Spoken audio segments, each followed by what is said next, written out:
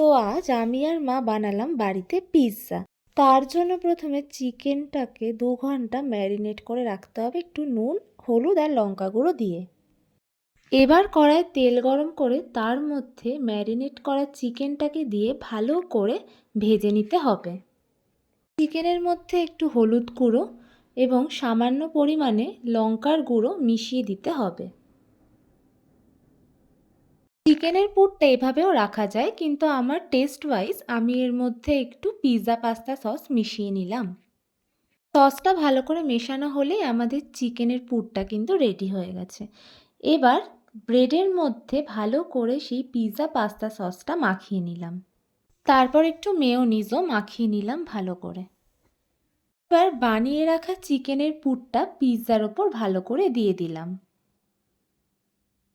সরু সরু স্লাইস করে রাখা পেঁয়াজ এবং ক্যাপসিকাম দেওয়ার পর তার ওপর অল্প করে চিজ ছড়িয়ে নিলাম।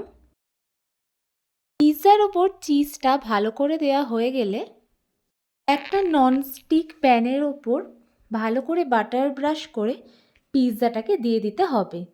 10 থেকে 15 মিনিট পর আমাদের পিৎজাটা কিন্তু খাওয়ার জন্য একদম তৈরি। খেতেও হয়েছিল খুবই ভালো। Thank you for watching.